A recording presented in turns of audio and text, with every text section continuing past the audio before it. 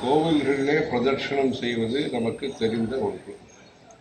குடும்பங்களிலே நாம் பூஜை செய்யும் பொழுது வலம் வருவது ஒன்று. கிருஷ்ணர் பிறந்த ஊரான அவதரித்த ஊரான மதுரா பிருந்தாவனத்திலே பிருந்தாவன பரிக்கிரமா கோவர்தன பரிக்கிரமா என்பதாக பிரதட்சிணம் செய்வது விசேஷம்.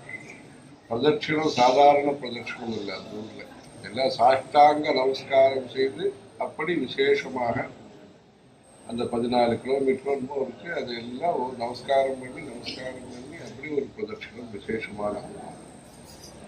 அப்படி அந்த பூ பிரதட்சிணம், அந்த பசுமாடு என்பது 2 முகத்துடன் இருக்கும் பொழுது, அதாவது கன்றுக்குட்டி போடும் பொழுது அந்த பிரதட்சிணம் செய்வது அது மகா பெரியவர்கள் அது விசேஷமாக அவர்கள் செய்து அந்த கோசம்ரட்சணம் என்பது முக்கியம் என்பதை நமக்கு தெரிவித்திருக்கிறார்கள். அது பூ பிரதட்சிணத்திற்கு ஒரு இணையானது. அப்படி இருக்கும் பொழுது கோவில் பிரதட்சிணம் கோ பிரதட்சிணம்லாம் நாம கேட்டது பார்த்தது. நதிக்கு பிரதட்சிணம், இந்த நதிக்கு பிரதட்சிணம்ங்கிறது நர்மதா பரிக்கிரம்.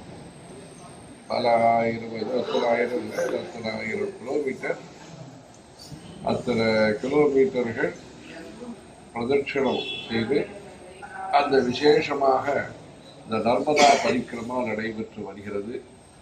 அது ஒரு தனிச்சிறப்பு. நர்மதா நதியில ஹர ஹர சங்கர ஜெய ஜெய சங்கர.